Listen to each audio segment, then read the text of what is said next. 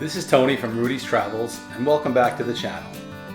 Last time we arrived in Texas and camped on the beach in Galveston and Padre Island, visited Austin, checked out the Riverwalk in San Antonio, and then headed to West Texas to spend time in Seminole Canyon before arriving at the magnificent Big Bend National Park. With Texas in our rearview mirror, we set off for the southern part of New Mexico in this video to visit Carlsbad Caverns and White Sands National Parks, with a brief return to Texas for the Guadalupe Mountains. After checking into our Airbnb in Carlsbad, we headed over to the Carlsbad Caverns National Park. The main attraction of Carlsbad is the cavern system, which includes well over 100 caves that are around 750 feet below the outer surface.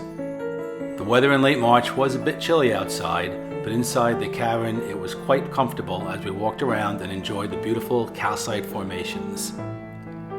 We took the 1¼ mile natural entrance to get from the Bat Amphitheater on the outside to the cavern floor, which is like walking down a 75-story building. You can take an elevator down instead of walking, but we chose to walk and take in the sights on the way down. The trail was paved and had handrails and was very easy to complete.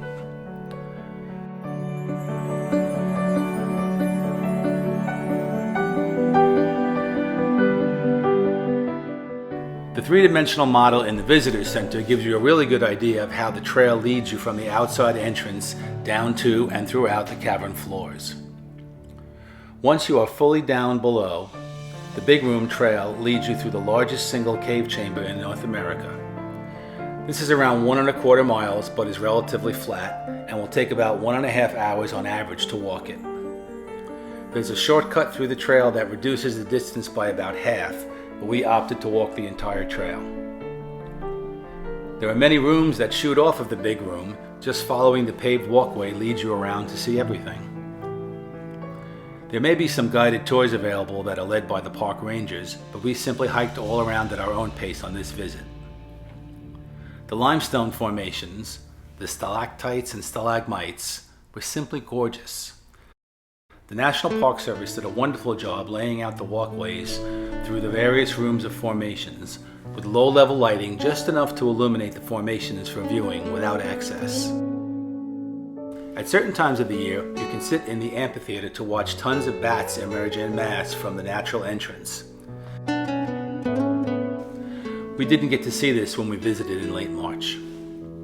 The original explorers used rope ladders to get around, and at least one of them has been left in place for viewing and to get a sense of what they went through at that time. At the end of the tour, we took an elevator that whisked us back to ground level, since retracing our original walk back up would have been a bit too much. There are hiking trails outside the caverns at Carlsbad, but the main attraction is of course the caverns below the ground, and we didn't try out any of the above ground trails on this trip. Unless you want to explore the outdoor trails, a visit to Carlsbad Caverns really only requires a single day. We had a wonderful and unforgettable time at this unique national park. The next day, we ventured back into Texas to visit Guadalupe Mountains National Park. We made an easy day of it, and since we had Rudy, we decided to just explore several easy walking trails near the Visitor Center.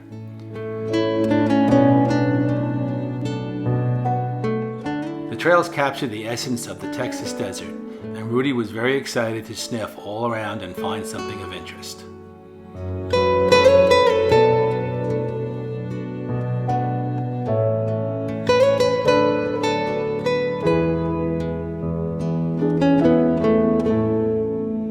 This park has its own El Capitan, which is over 8,000 feet above sea level.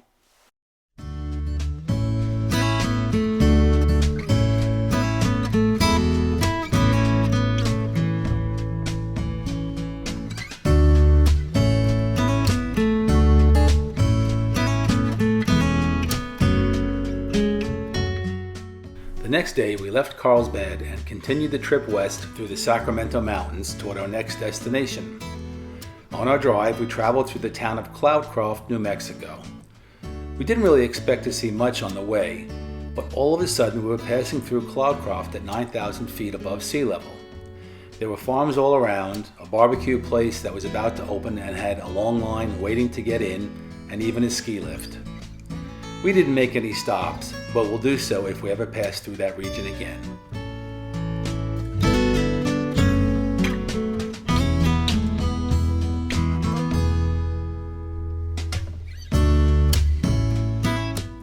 We soon arrived at our next campground in the Oliver Lee Memorial State Park. We chose Oliver Lee due to its proximity to the nearby White Sands National Park. We got a very nice campsite, complete with a built-in lean-to shelter. We set up camp and rested a bit and took in a beautiful sunset.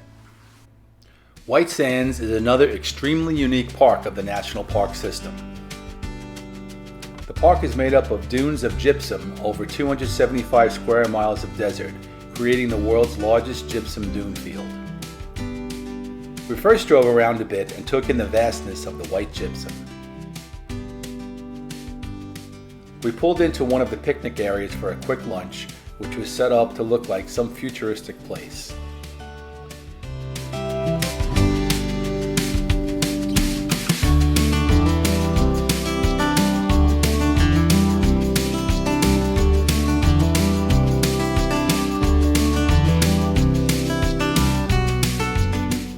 We then just walked around a bit and let Rudy explore all around.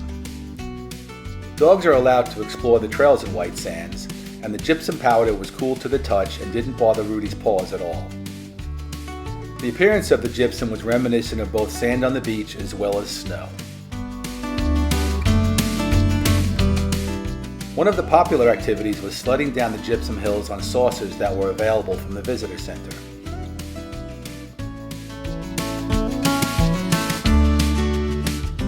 As we had beautiful weather that day, we decided to stick around and watch the sunset, which was magnificent over the dunes.